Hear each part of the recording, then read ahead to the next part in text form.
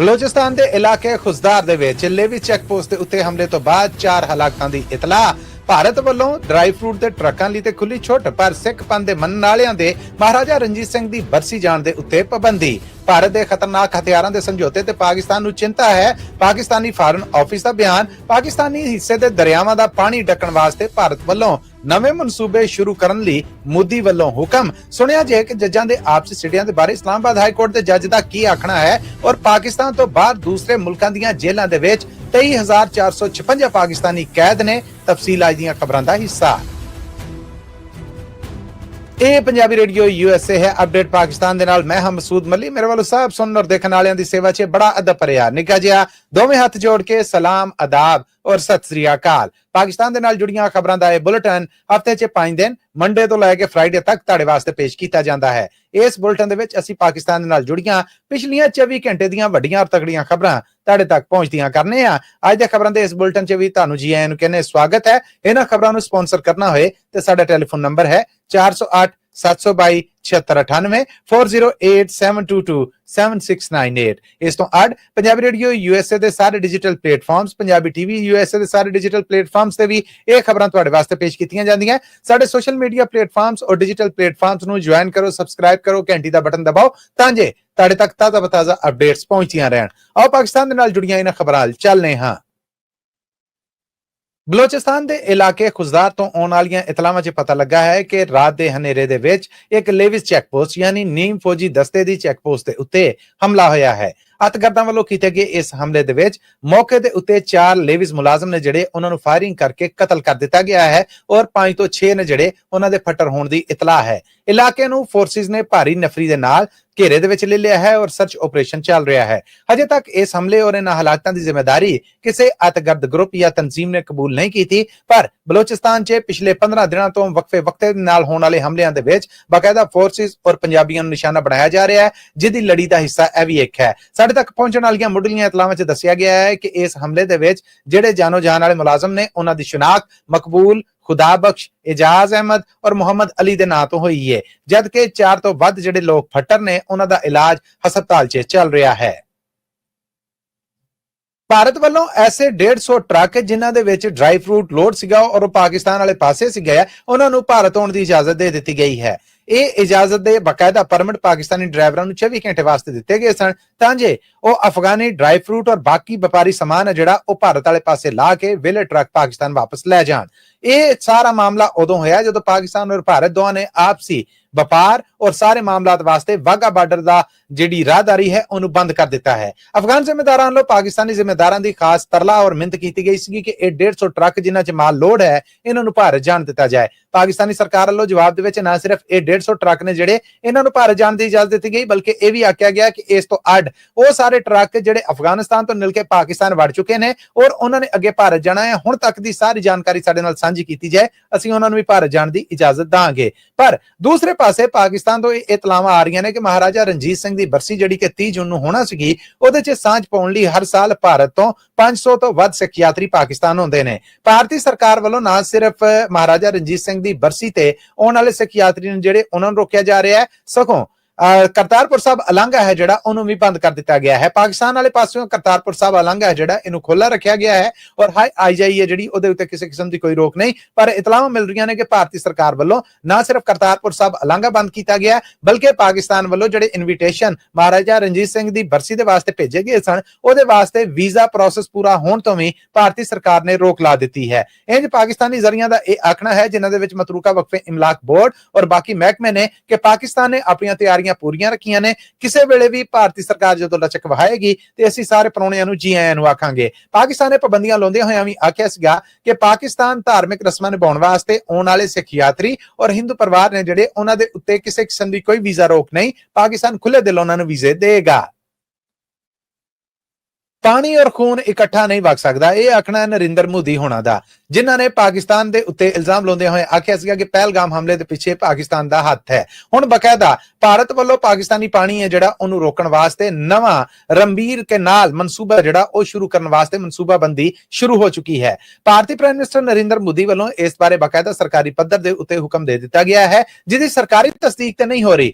Router ਇੱਕ ਗੈਰ ਮੁਲਕੀ agency ਦਾ ਇਹ ਦਾਅਵਾ ਹੈ ਕਿ ਇਹਦੇ ਬਾਰੇ ਬਕਾਇਦਾ ਹੋਮਵਰਕ ਜਿਹੜਾ ਉਹ ਸ਼ੁਰੂ ਹੋ ਚੁੱਕਿਆ ਹੈ ਔਰ ਰਿਸਰਚਰਸ ਨੇ ਜਿਹੜੇ ਉਹ ਉਹਨਾਂ ਟਿਕਾਣਿਆਂ ਤੇ ਅੱਪੜ ਗਏ ਨੇ। ਇਸ ਮਨਸੂਬੇ ਦੇ ਤਹਿਤ ਰੰਬੀਰ ਕੈਨਾਲ ਹੈ ਜਿਹੜੀ ਇਸ ਸਿੰਧ ਦਰਿਆ ਦੇ ਪਾਣੀ ਦੇ ਉੱਤੇ ਬਣਾਈ ਜਾਏਗੀ। ਇਸ ਪਾਣੀ ਦੇ ਉੱਤੇ 84% ਪਾਣੀ ਦੇ ਪਾਕਿਸਤਾਨ ਦਾ ਹੱਕ ਹੈ, ਜਿੱਥੇ ਸੁਣਿਆ ਜਾ ਰਿਹਾ ਹੈ ਕਿ ਇਸ ਨਹਿਰ ਨੂੰ ਚੌੜਿਆਂ ਕਰਕੇ 150 ਫੁੱਟ ਤੱਕ ਕੀਤਾ ਜਾਏਗਾ। ਪਰ ਭਾਰਤ ਵੱਲੋਂ ਇਹ ਮਨਸੂਬਾ ਜਿਹੜਾ ਇਹ ਸ਼ੁਰੂ ਕਰਨ ਵਾਸਤੇ ਬਕਾਇਦਾ ਮਨਸੂਬਾਬੰਦੀ ਔਰ ਰਿਸਰਚ ਸ਼ੁਰੂ ਕੀਤੀ ਗਈ ਹੈ। ਪਾਕਿਸਤਾਨ ਨੇ ਆਪਣੇ ਜਵਾਬ ਦੇ ਵਿੱਚ 24 ਘੰਟੇ ਪਹਿਲਾਂ ਭਾਰਤ ਨੂੰ ਖਬਰਦਾਰ ਕੀਤਾ ਸੀਗਾ ਕਿ ਪਾਕਿਸਤਾਨੀ ਦਰਿਆਵਾਂ ਦੇ ਪਾਣੀ ਨੂੰ ਰੋਕਣ ਵਾਸਤੇ ਕੋਈ ਵੀ ਮਨਸੂਬਾ ਸ਼ੁਰੂ ਕੀਤਾ ਗਿਆ ਤੇ ਅਸੀਂ ਇਹਨੂੰ ਭਾਰਤ ਵੱਲੋਂ ਆਪਣੇ ਉੱਤੇ ਥੱਪੀ ਇੱਕ ਜੰਗ ਸਮਝਾਂਗੇ, ਇਹਨੂੰ ਜੰਗ ਦੀ ਸ਼ੁਰੂਆਤ ਸਮਝਾਂਗੇ ਔਰ ਇਹਦਾ ਭਰਵਾਂ ਜਵਾਬ ਦਾਂਗੇ। ਖਬਰਾਂ ਮਿਲ ਰਹੀਆਂ ਨੇ ਕਿ ਇਸ ਬਾਰੇ ਰਾਊਟਰ ਦੇ ਜ਼ਰੀਏ ਜਿਹੜੇ ਨੇ ਉਹ ਦਾਅਵਾ ਕਰ ਰਹੇ ਨੇ। ਦੋ ਜ਼ਰੀਆਂ ਦਾ ਉਹਨਾਂ ਨੇ ਹਵਾਲਾ ਦਿੱਤਾ ਹੈ ਕਿ 120 ਕਿਲੋਮੀਟਰ ਲੰਮੀ ਇਹ ਜਿਹੜੀ ਰੰਬੀਰ ਕੈਨਾਲ ਆ ਇਹਨੂੰ ਬਣਾਉਣ ਦੇ ਵਾਸਤੇ ਭਾਰਤ ਨੇ ਬਾਕਾਇਦਾ ਮਨਸੂਬਾਬੰਦੀ ਨਾ ਸਿਰਫ ਸ਼ੁਰੂ ਕੀਤੀ ਹੈ ਬਲਕਿ ਇਹਦੇ ਬਾਰੇ ਬਜਟ ਐਲੋਕੇਸ਼ਨ ਜਿਹੜੀ ਉਹਦੇ ਤੇ ਵੀ ਕੰਮ ਜਿਹੜਾ ਉਹ ਸ਼ੁਰੂ ਕੀਤਾ ਗਿਆ ਔਰ ਭਾਰਤੀ ਪ੍ਰਾਈਮ ਮਿਨਿਸਟਰ ਨਰਿੰਦਰ ਮੋਦੀ ਨੇ ਇਸ ਬਾਰੇ ਖਾਸ ਹੁਕਮ ਜਿਹੜਾ ਉਹ ਦਿੱਤਾ ਹੈ। ਪਾਕਿਸਤਾਨੀ ਫੋਰਨ ਆਫਿਸ ਦੇ ਤਰਜਮਾਨ ਸ਼ਫਕਤ ਅਲੀ ਖਾਨ ਹੋਣਾ ਨੇ ਆਖਿਆ ਹੈ ਕਿ ਪਾਕਿਸਤਾਨ ਜਦੋਂ ਵੀ ਭਾਰਤ ਦੇ ਨਾਲ ਗੱਲਬਾਤ ਕਰੇਗਾ ਤੇ ਕਸ਼ਮੀਰ ਦਾ ਮੁੱਦਾ ਮੋਰੇ ਹੋਏਗਾ। ਭਾਰਤ ਦਾ ਇਹ ਕਹਿਣਾ ਕਿ ਕਸ਼ਮੀਰ ਦੇ ਮੁੱਦੇ ਤੋਂ ਅੱਡ ਕੋਈ ਗੱਲ ਹੋਏਗੀ ਤੇ ਜੇ ਗੱਲ ਹੋਏਗੀ ਕਸ਼ਮੀਰ ਤੇ ਉਹ ਪਾਕਿਸਤਾਨੀ ਹਿੱਸੇ ਆਏ ਕਸ਼ਮੀਰ ਦੀ ਹੋਏਗੀ ਨਹੀਂ। ਅਸੀਂ ਕਸ਼ਮੀਰੀਆਂ ਦੇ ਮਾਮਲੇ ਦੇ ਉੱਤੇ ਉਸੇ ਤਰ੍ਹਾਂ ਗੱਲ ਕਰਾਂਗੇ ਜਿੱਦਾਂ ਇਹ ਮਸਲਾ ਯੂਐਨਓ ਦੇ ਵਿੱਚ ਰਜਿਸਟਰਡ ਹੈ, ਜਿੱਦਾਂ ਯੂਨਾਈਟਿਡ ਨੇਸ਼ਨ ਆਰਗੇਨਾਈਜੇਸ਼ਨ ਨੇ ਇਹਨੂੰ ਹੱਲ ਕਰਨ ਵਾਸਤੇ ਹੁਕਮ ਦਿੱਤਾ ਹੈ। ਪਾਕਿਸਤਾਨ ਇਸ ਪੱਧਰ ਦੇ ਉੱਤੇ ਹੀ ਗੱਲਬਾਤ ਸ਼ੁਰੂ ਕਰੇਗਾ। ਨਾਲ ਹੀ ਪਾਕਿਸਤਾਨੀ ਫੋਰਨ ਆਫਿਸ ਦੇ ਤਰਜਮਾਨ ਨੇ ਸਰਕਾਰੀ ਬਿਆਨ ਦਿੰਦੇ ਹੋਇਆ ਆਖਿਆ ਹੈ ਕਿ ਭਾਰਤ ਦੇ ਖਤਰਨਾਕ ਹਥਿਆਰਾਂ ਨੂੰ ਖਰੀਦਣ ਦੇ ਨਵੇਂ ਸਮਝੌਤਿਆਂ ਦੇ ਉੱਤੇ ਪਾਕਿਸਤਾਨ ਨੂੰ ਚਿੰਤਾ ਹੈ।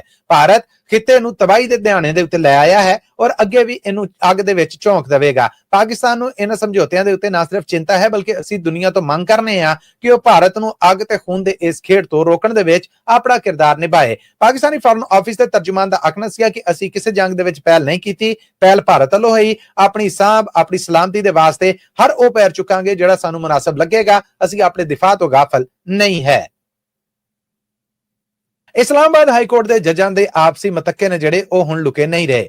ਇਸਲਾਮਾਬਾਦ ਹਾਈ ਕੋਰਟ ਦੇ ਜਸਟਿਸ ਇਜਾਜ਼ ਇਸਾਕ ਹੋਣੇ ਨੇ ਜਿਹੜੇ ਉਹਨਾਂ ਨੇ deputy registrar Islamabad high court ਔਰ ਐਡੀਸ਼ਨਲ ਰਜਿਸਟਰਾਰ ਨੇ ਜਿਹੜੇ ਉਹਨਾਂ ਤੋਂ ਹੀ ਨੇ ਅਦਾਲਤ ਦਾ ਇੱਕ ਨੋਟਿਸ ਭੇਜਿਆ ਸੀ ਜਿਹਦੀ ਸੁਣਵਾਈ ਅਦਾਲਤ 'ਚ ਹੋਈ। ਅਦਾਲਤ ਨੇ ਪਿਛਲੀ ਪੇਸ਼ੀ ਦੇ ਉੱਤੇ ਆਖਿਆ ਸੀਗਾ ਕਿ ਤੁਹਾਨੂੰ ਕੋਈ ਸਜ਼ਾਵਾਂ ਨਹੀਂ ਦਿੱਤੀਆਂ ਜਾਣੀਆਂ ਪਰ ਦੱਸਿਆ ਜਾਏ ਕਿ ਇਹ ਕੇਸਾਂ ਨੂੰ ਅਚਾਨਕ ਰਾਤ ਨੂੰ ਕਿਉਂ ਬਦਲਿਆ ਜਾਂਦਾ ਹੈ। ਪਰ ਐਰਕੀ ਸੁਣਵਾਈ ਦੇ ਮੌਕੇ ਦੇ ਉੱਤੇ ਡਿਪਟੀ ਰਜਿਸਟਰਾਰ ਔਰ ਐਡੀਸ਼ਨਲ ਰਜਿਸਟਰਾਰ ਵੱਲੋਂ ਅਦਾਲਤੀ ਪੇਸ਼ੀ ਦੇ ਵਿੱਚ ਦੱਸਿਆ ਗਿਆ ਕਿ ਜਿਹੜੇ ਕੇਸ ਦੀ ਸੁਣਵਾਈ ਤੁਸੀਂ ਕਰ ਰਹੇ ਜੇ ਉਹਨੂੰ ਬਦਲ ਦਿੱਤਾ ਗਿਆ ਹੈ ਔਰ ਹੁਣ ਲਾਰਜਰ ਬੈਂਚ ਦੇ ਕੋਲ ਚਲਾ ਗਿਆ ਹੈ, ਜਿਹਦੇ ਤੇ ਜਸਟਿਸ ਇਸਾਕ ਹੋਣਾ ਦਾ ਆਖਣਾ ਸੀਗਾ ਕਿ ਇਹ ਕੰਮ ਟੋਟਲੀ ਗੈਰ ਕਾਨੂੰਨੀ ਹੈ। ਜਦੋਂ ਇਸ ਮਾਮਲੇ ਦੇ ਉੱਤੇ ਅਦਾਲਤ ਨੇ ਆਖਿਆ ਕਿ ਅਸੀਂ ਪਿਛਲੀ ਵਾਰ ਯਕੀਨ ਦਿਵਾਇਆ ਸੀਗਾ ਤਾਂ ਫਿਰ ਇਹ ਕੰਮ ਕਰਕੇ ਕੀ ਸਾਨੂੰ ਦੱਸਿਆ ਜਾ ਰਿਹਾ ਆ ਕਿ ਅਦਾਲਤੀ ਅਮਲਾ ਅਦਾਲਤੀ ਜੱਜਾਂ ਤੋਂ ਬਹੁਤਾ ਤਗੜਾ ਹੈ। ਮੇਰੀ ਅਦਾਲਤੀ ਹੁਕਮ ਤੋਂ ਬਾਅਦ ਇਹ ਕੰਮ ਹੋਣ ਤੋਂ ਬਾਅਦ ਮੈਂ ਕੱਲ ਨੂੰ ਕਿਸੇ ਹੋਰ ਕੇਸ ਦਾ ਫੈਸਲਾ ਦਿੱਤਾ ਤੇ ਉਹਦੀ ਕ੍ਰੈਡੀਬਿਲਿਟੀ ਕੀ ਹੋਏਗੀ? ਕੀ ਮੇਰੇ ਦਿੱਤੇ ਗਏ ਅਦਾਲਤੀ ਫੈਸਲੇ ਦੇ ਉੱਤੇ ਲੋਕਾਂ ਨੂੰ ਇਤਬਾਰ ਰਹੇਗਾ? ਇਸ ਮਾਮਲੇ ਦਾ ਭਰਵਾਂ ਨੋਟਿਸ ਲਾਂਗਾ। ਇਸ ਮੌਕੇ ਦੇ ਉੱਤੇ ਅਦਾਲਤੀ ਸਾਂਝਦਾਰ ਨੇ ਇਹ ਆਖਿਆ ਕਿ ਡਿਵੀਜ਼ਨ ਬੈਂਚ ਦੇ ਆਰਡਰ ਨੇ ਜਿਹੜੇ ਉਹਨਾਂ ਦੇ ਵਿੱਚ ਕੋਈ ਸਫਾਈ ਨਹੀਂ ਹੈ ਜਾਂ ਬਹੁਤ ਸਾਰੇ ਸ਼ੱਕ ਸ਼ੁਬੇ ਨੇ,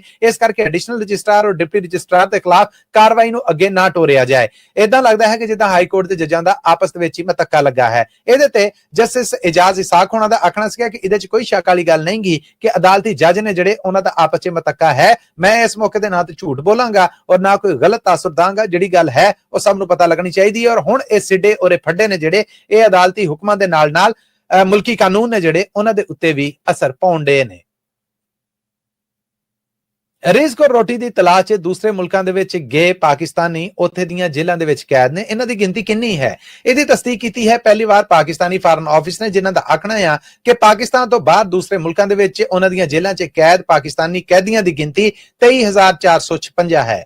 ਇਸ ਮਾਮਲੇ ਦੇ ਵਿੱਚ ਸਭ ਤੋਂ ਬਹੁਤੀ ਗਿਣਤੀ ਸਾਊਦੀ ਅਰਬ ਦੇ ਵਿੱਚ ਕੈਦ ਹੈ ਔਰ ਇਹਨਾਂ ਦੇ ਉੱਤੇ ਡਰੱਗ ਸਮਗਲਿੰਗ ਸਮੇਤ ਉੱਥੇ ਲੜਾਈ ਝਗੜੇ ਕਤਲ ਦੇ ਔਰ ਬਾਕੀ ਬਹੁਤ ਸਾਰੇ ਮਾਮਲੇ ਨੇ ਜਿਹੜੇ ਉਹਨਾਂ 'ਚ ਇਹ ਪਾਕਿਸਤਾਨੀ ਕੈਦੀ ਕੈਦ ਨੇ।